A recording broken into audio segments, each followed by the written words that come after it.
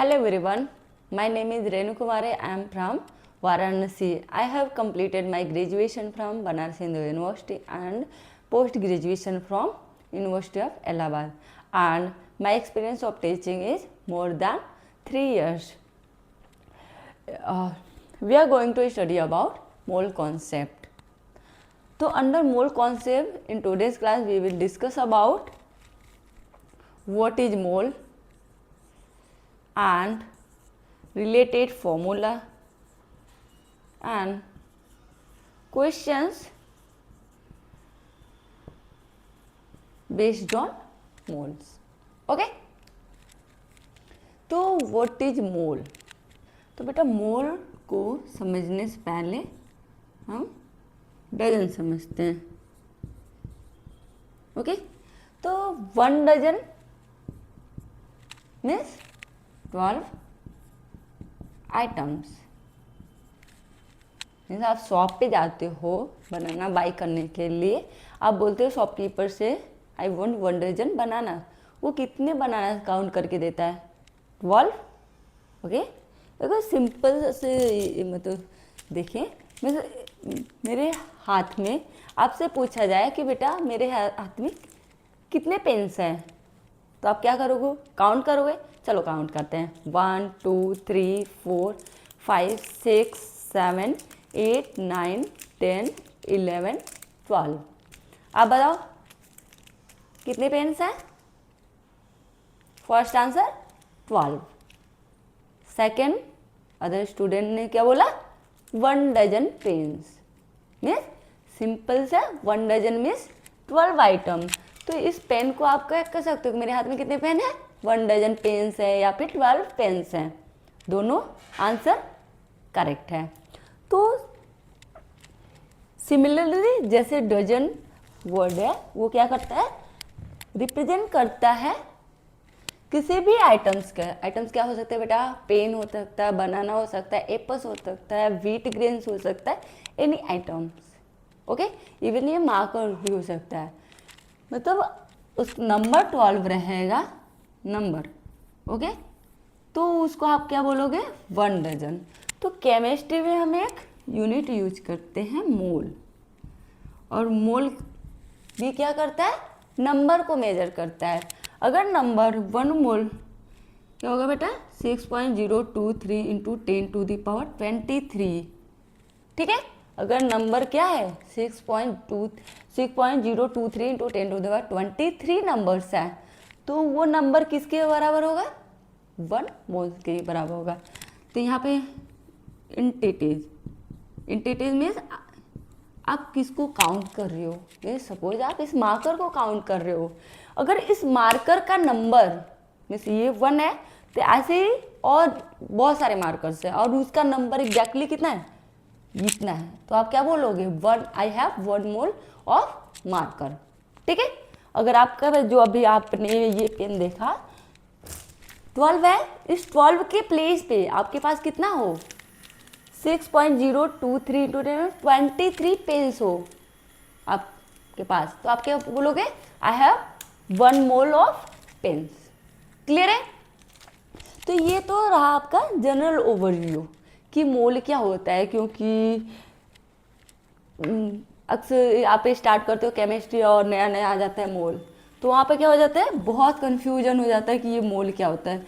तो आप कन्फ्यूज नहीं हो ना, बस आप क्या याद करके रखना, मोल कुछ नहीं है. मोल क्या करता है? एक नंबर है. जैसे डजन क्या है? 12 नंबर को क्या रिप्रेजेंट करते हैं? डजन रिप्रेजेंट करते हैं. ऐसे ही 6.023 इंटू 10⁻23 आइटम्स को, 3 नंबर्स को हम 1 मोल से रिप्रेजेंट करते हैं. तो डेफिनेशन लिखते हैं मोल. देखो 1 mole of any substance, 1 mole, okay, 1 mole is the amount of 1 mole is the amount of substance. क्या है? अमाउंट है सबस्टेंस का. 1 mole is the amount of substance that contain, मान लो सपोज कि ये अमाउंट ऑफ सबस्टेंस है that contains as many number, as many entities means atoms, आप जिसको मेजर कर रहे हो, एटम्स, मॉलिक्यूल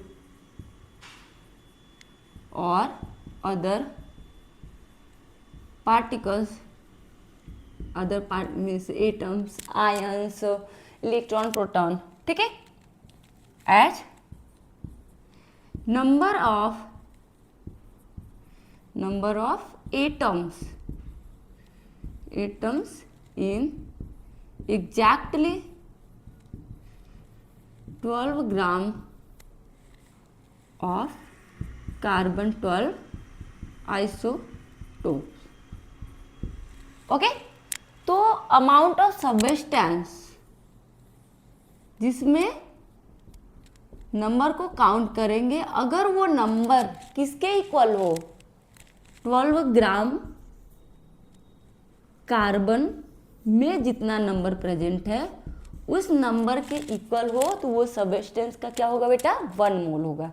तो हम सीधे से कह सकते हैं कि कार्बन के 12 ग्राम में कार्बन का जितना नंबर ऑफ एटम्स प्रेजेंट है, ओके, कार्बन के 12 ग्राम अमाउंट में कार्बन एटम का नंबर जितना प्रेजेंट है उस नंबर को ही हम क्या बोलते हैं बेटा, 1 मोल बोलते हैं।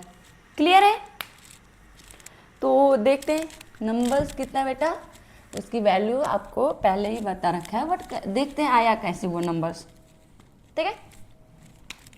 तो we know that weight of 1 mole of carbon atom is equal to 12 gram, means carbon 12 isotope की हम बात कर रहे हैं, ठीक है। तो 1 mole carbon atom means carbon का कितना है,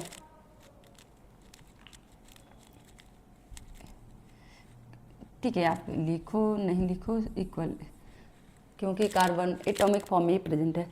तो 1 mole carbon have 12 gram, means 1 mole carbon का वेट कितना है बेटा, 12 ग्राम है। और आप मास स्पेक्ट्रोमीटर से आप फाइंड करते हो, आपने फाइंड किया with the help of mass spectrometer, mass of 1 carbon atom, ठीक है।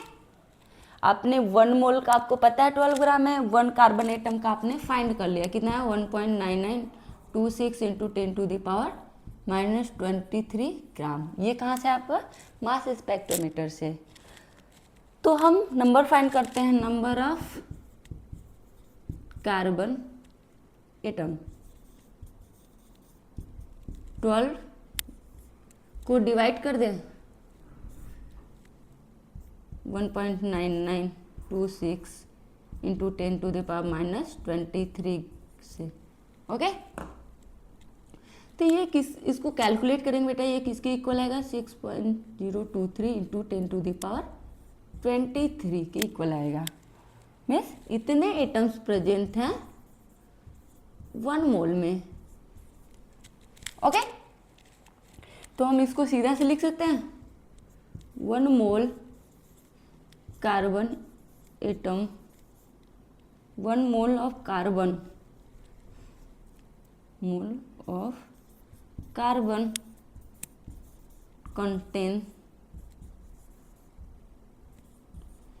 contains 6.023 into 10⁻23 carbon atom. Clear है? तो यहाँ तक क्लियर है। तो नेक्स्ट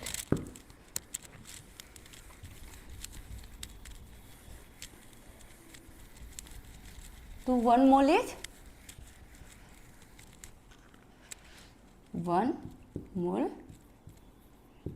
6.023 into 10⁻23 एंटिटीज। अगर हम बात कर रहे हैं कार्बन की तो इतने number of atoms is 1 mole of carbon. अगर हम बात कर रहे हैं ऑक्सीजन की, इतने number of oxygen molecule is 1 mole of oxygen. Clear है। अब नेक्स्ट आते हैं फॉर्मूला पे। सॉरी, वन मोर थिंग बेटा, इस नंबर को हम क्या बोलते हैं? एवोगाद्रो नंबर, एवोगाद्रो नंबर, और शॉर्ट में हम इसको रिप्रेजेंट करते हैं Na से, ठीक है। तो Y Avogadro?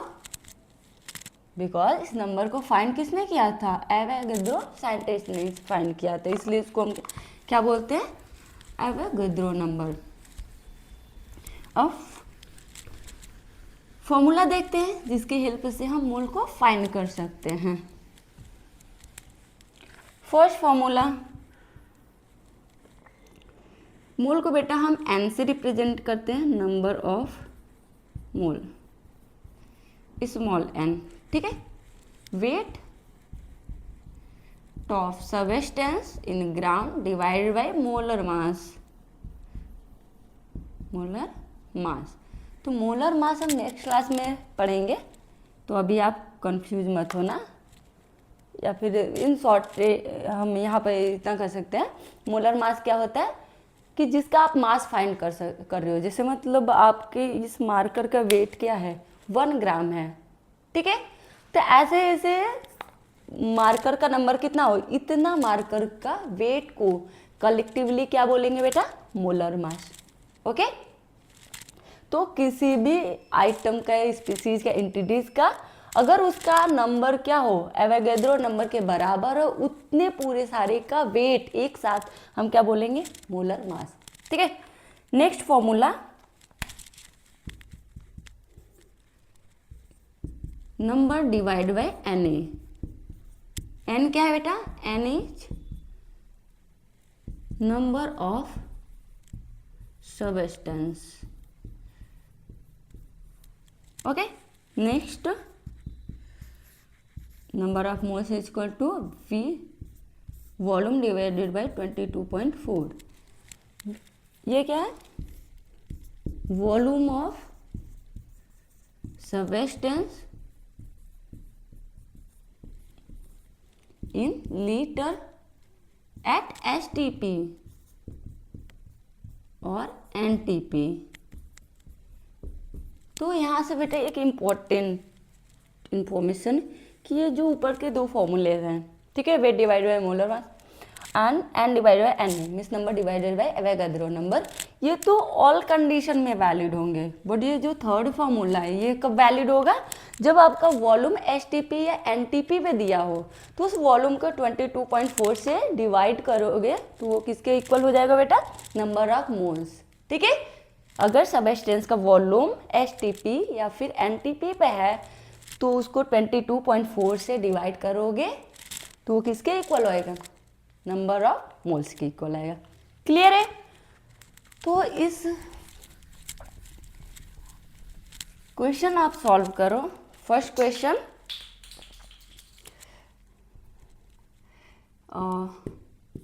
Number of moles of sodium atom, okay. Number of mole of sodium atom, number of moles of sodium atom in 46 gram of sodium. Number of moles of sodium atom in 46 gram of sodium. तो बेटा हमको wait दिया है, ये formula apply करें क्योंकि हमको wait given है, वेट इज 46। हमको इसको वेट को पुट करना है ग्राम में, तो ऑलरेडी वो ग्राम में दिया है 46 डिवाइड बाय मोलर मास। तो बेटा यहाँ पर अभी आपने मोलर मास नहीं पढ़ा है तो मैं बता देती हूँ। सोडियम का जो मोलर मास होता है वो कितना होता है? 23, ओके। तो 46 को आप 23 से डिवाइड करोगे कितना आएगा? 2। तो number of moles of sodium atom is 2। Clear है? Okay, that's all for today class. तो आज हमने क्या स्टडी किया? What is moles and related formula and question based on moles. Thank you.